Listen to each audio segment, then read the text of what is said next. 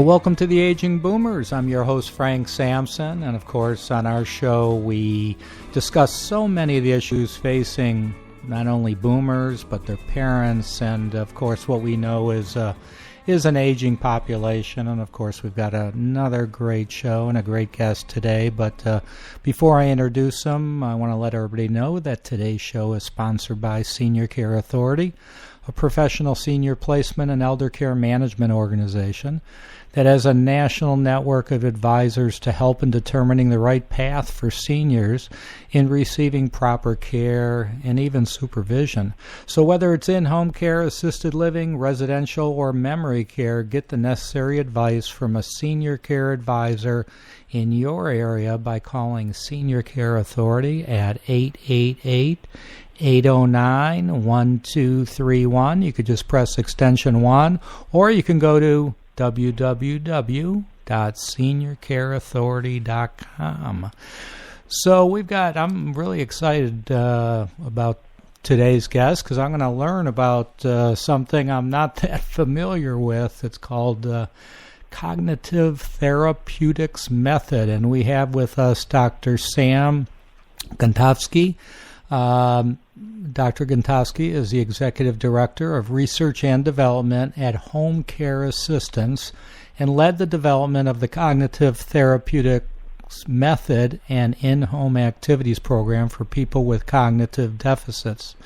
He brings to Home Care Assistance more than 15 years of professional experience in clinical practice, research, teaching, and administration. Dr. Gontovsky has published more than 100 professional journal articles, books, book chapters, and book reviews, and has given more than 125 professional presentations at local, state, national, and international conferences.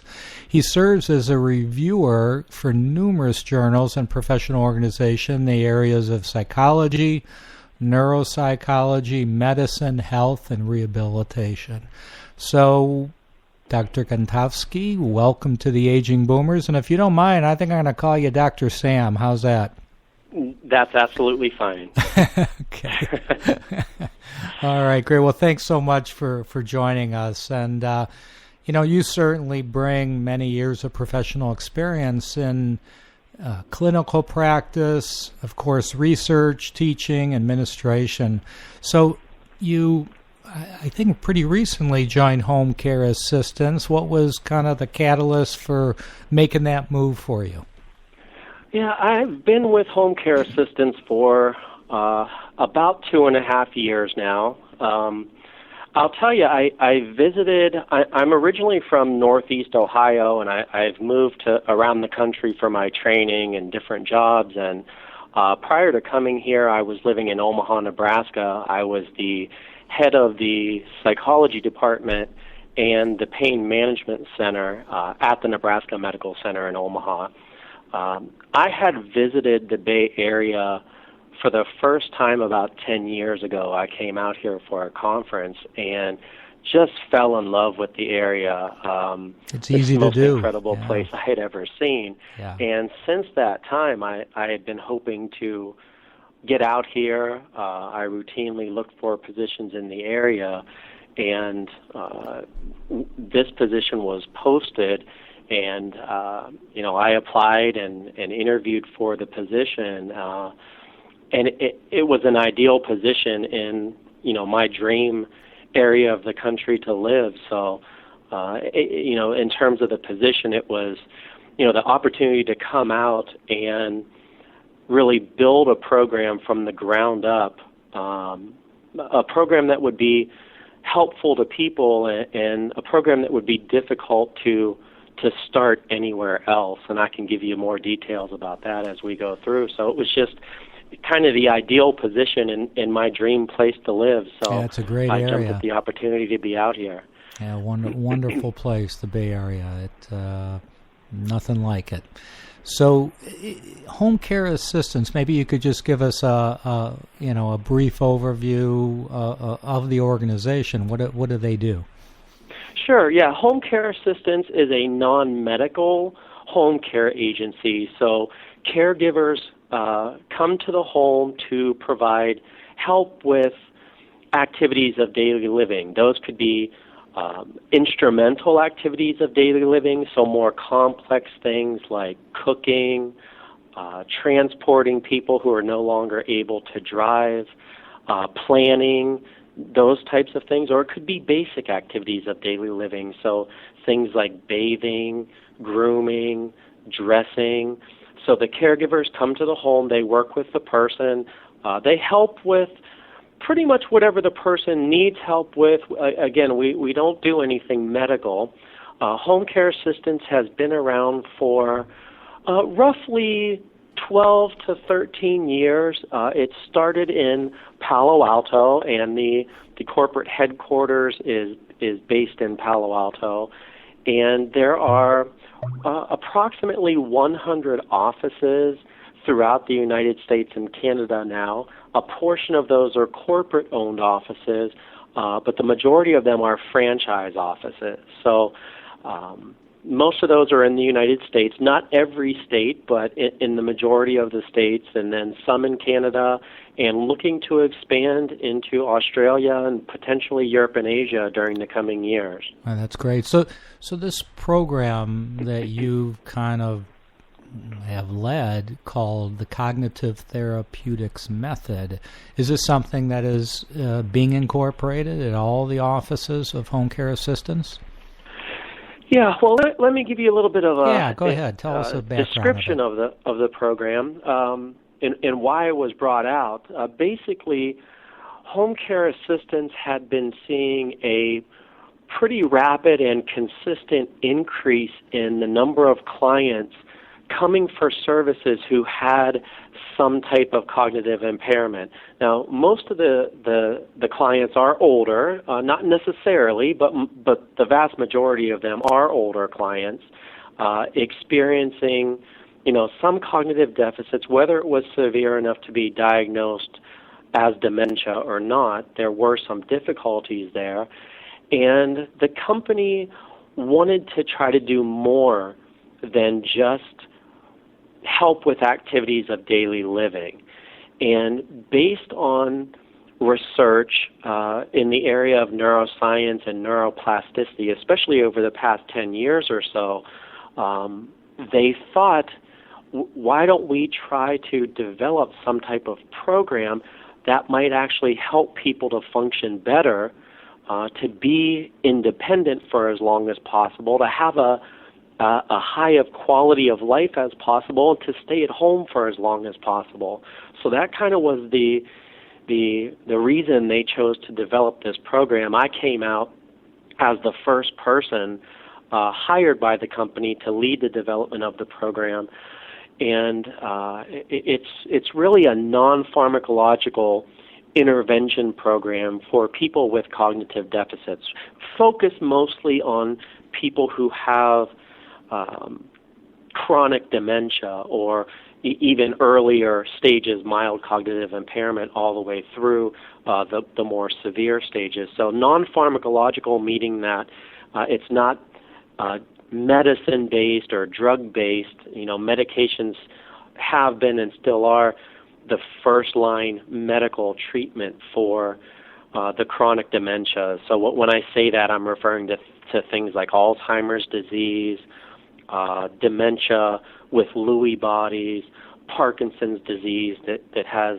resulted in dementia, frontotemporal lobar degeneration, vascular dementia. So those types of things are, when I say chronic dementia, I'm referring to that. And interventions, meaning different activities or types of stimulation that we would do with a client. Not, sometimes people get mixed up when they hear the word intervention. They think it's a large group of people, family members and friends sitting in a circle and talking with the client. It's not that at all. It's, when I say intervention, it's the one-on-one activity that someone from home care assistance would do with the client.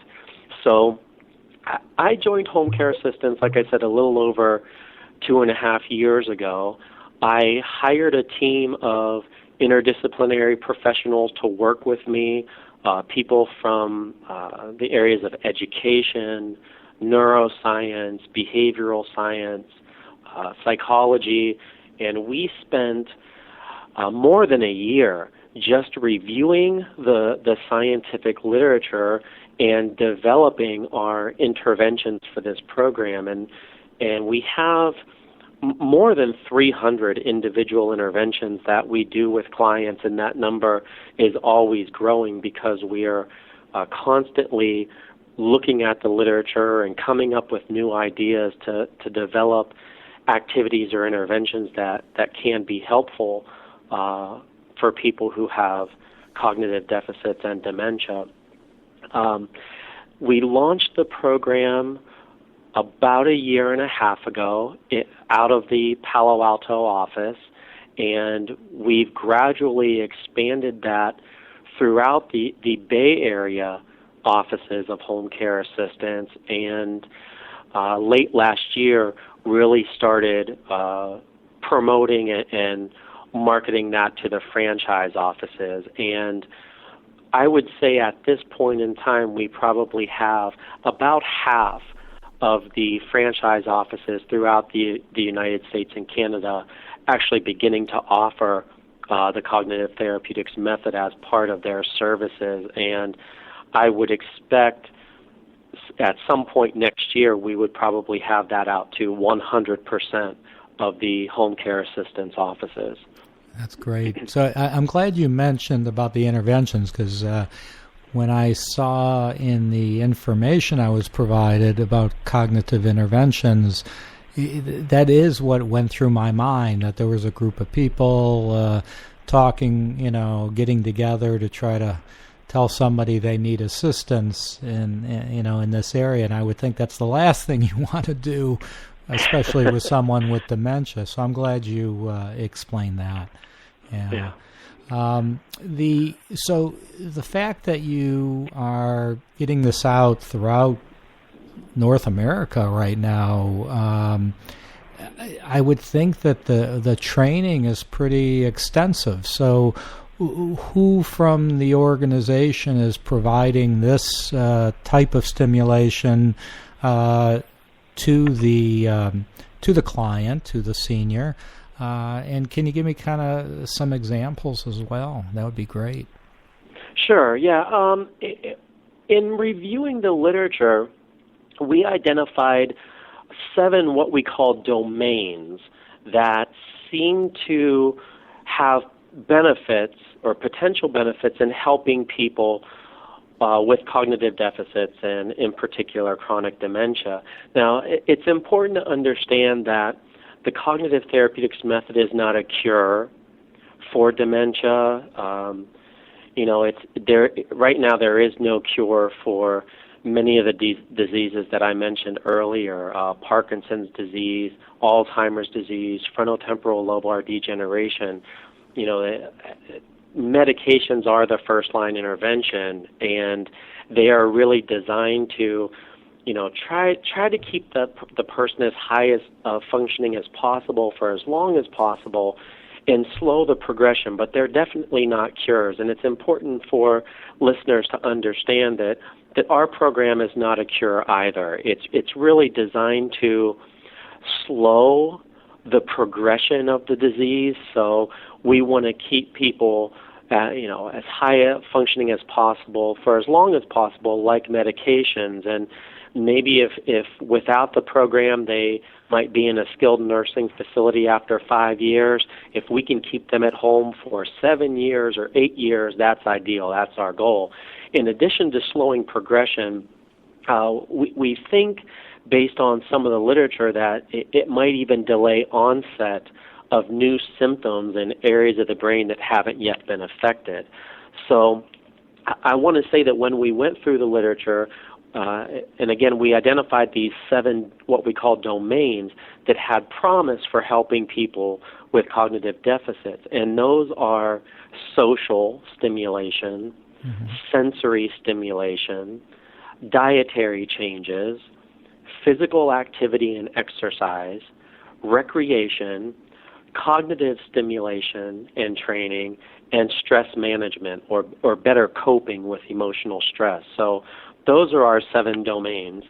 The services or the program is provided in 2 different ways. We have what I would refer to as a caregiver-administered program.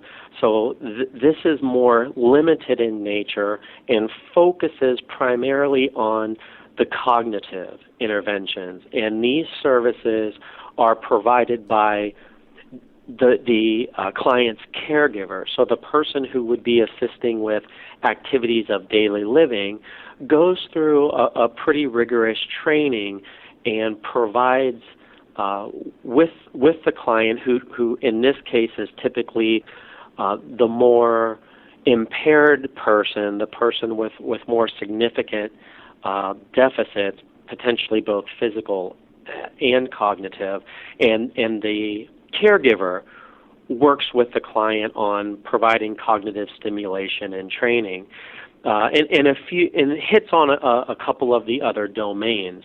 The more comprehensive program that involves the 300 plus interventions and provides interventions across all 7 domains is provided by an individual we call an interventionist.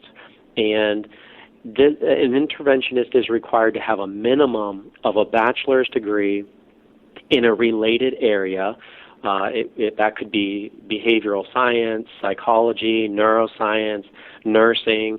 So the bachelor's degree, and then that person goes through extensive training upon joining home care assistance to provide these interventions. And we see the person, we gather background information, we put a plan in place, and services are provided one-on-one within the client's home. So, looking at the program, you have situations where they may need the other services of home care assistance, and in some cases they may not. So they could actually not utilize the caregiver assistance per se, but they could utilize the cognitive, as you call the interventions. Is that correct? Yes, that's exactly correct, Frank. We actually have people in the Bay Area who are participating in the program who don't even have cognitive deficits at this point in time.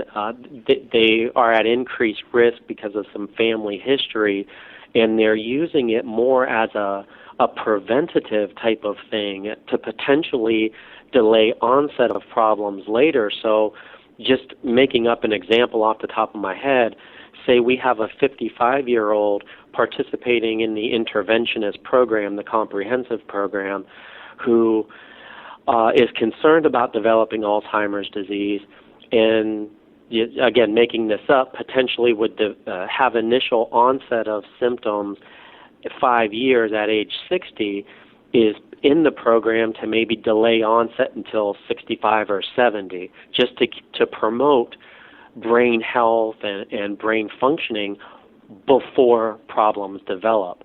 So in that case, this person is completely independent, doesn't need any help with activities of daily living, so doesn't have a caregiver, and is just utilizing the Cognitive Therapeutics Method, still provided through home care assistance. So definitely someone doesn't have to have caregiving services to be involved in this program. Again, many do and many don't. Some clients have caregivers but are still using the interventionist program rather than the caregiver-administered program.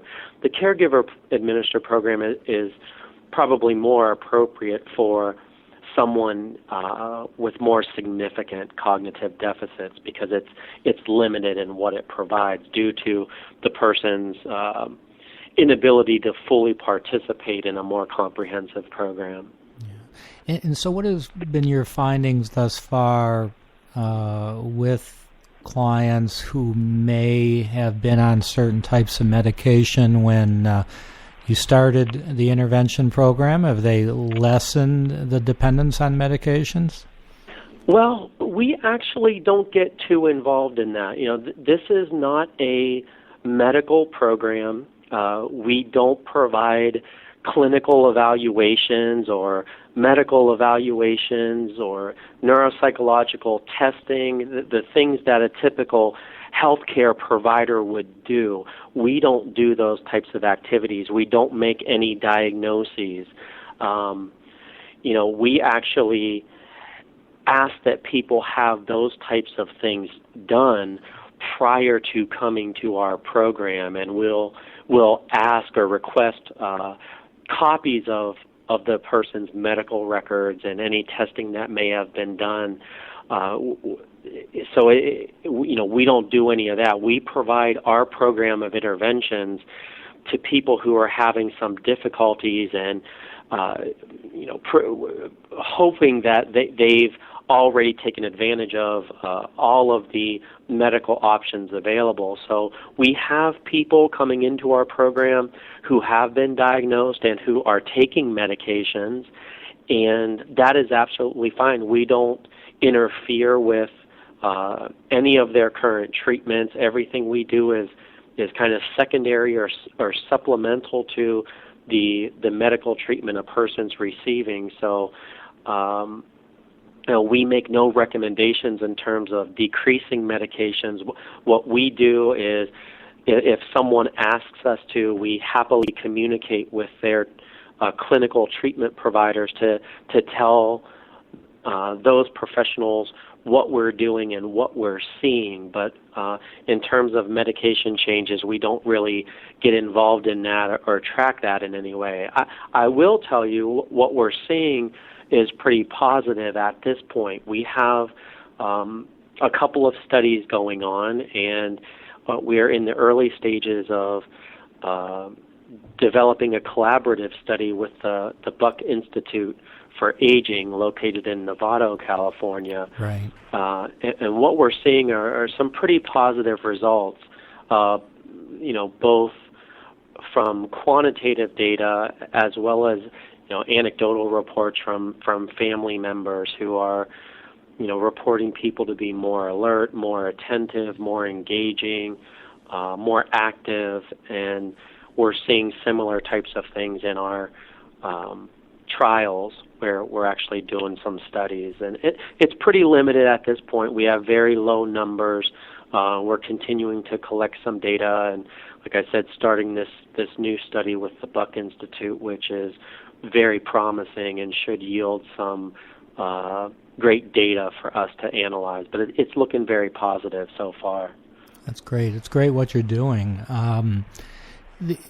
As far as the number of what you call interventions, how many are taking place in a particular week on average, or a month? I mean, I'm sure it varies on the person. I'm sure it varies on the costs and all of that. But any averages? I mean, is it 3 times a week? Is it once a week? Well, how often? Typically, our recommendation is that we work with someone for a minimum of 3 to 5 hours a week. When you look at the literature in this area, it really suggests pretty much across the domains that the more intervention that's done, the better. So as much as possible. Ideally, we want to work with someone 2 to 3 days a week for at least a couple of hours each time, so that we can provide enough intervention. I like to use some analogies in describing this, and I always say if a physician says that for health reasons a person should start exercising in order to perhaps manage diabetes or high blood pressure or weight issues, and the person says, okay, I'll exercise, I'm going to do 1 sit-up a week. Well, that's not really enough to make much of a difference. Yeah. And so you have to have this minimum level of intervention to really attack the disease and help the brain to function better. So we like to recommend 2 to 3 days a week for at least 3 to 5 hours a week. And we have people participating up to 10, some 15 hours a week. Wow. And in terms of the way the interventions are provided, it's not a testing situation. Like I said, it's not clinical in nature. And there's no time limit. So depending on the person's level of functioning and how much engagement is going on, an intervention that takes client A 15 minutes to do may take client B 30 minutes to do. So it's really individually tailored to each person based on the plan. The key here, I think, is really novelty, providing people with different activities and interventions to stimulate areas of the brain that they may not have stimulated throughout their lives or may not be stimulating now on an everyday basis. Yeah, no, that's a great point. I want to make sure our listeners know how to get more information. So how can they learn more about home care assistance or your program? What's the contact information, Sam? Well, I'll give you the website first. The website is www.homecareassistance.com. And then I'm going to give you a toll-free number. That way it's applicable to anyone across North America. It would be 1-866-4-LIVE-IN. So that's 1-866-454-8346. That's great. Well, thank you so much for joining us. We got maybe about 30 seconds left, so I'm going to put you on the spot here. And, for those listening who have loved ones who've been diagnosed with dementia or, they could be confronted with it in the future, any words of wisdom that you can give them? Well, let me say first, Frank, that it was a pleasure to be here. I thank you so much for having me on the show. It means a lot to me. In terms of, words of wisdom, I would say understand that as a person's brain changes due to these types of diseases and you see behavioral changes, it's not intentional. If someone is doing something that a family member or caregiver doesn't like, understand that they're not behaving in an intentional way. It's due to the brain changes. And I think that the best advice that I can give is to plan. A person with these types of illnesses is going to get worse over time. It's important to make decisions about what's going to happen when the person is no longer capable of making independent decisions. Who's going to make those decisions? Where's the person going to live? So plan, and there's lots of books out there that can provide information to help with that planning process. Great. Dr. Samuel Gontovsky, thank you so much for joining us. We got to have you back. I'd like to learn more how the program is going, and thanks again, and thank you all for listening. Thanks for all your support. Make sure send to your friends information about our show. Certainly, you could get to it on iTunes, on iHeartRadio. Boomian is a great website to go to. Actually, we're going to have the founder on a future show. And you could also download the free app, Aging Boomers, on your iPhone or Android phone. Everybody be safe out there, and we'll talk to y'all soon.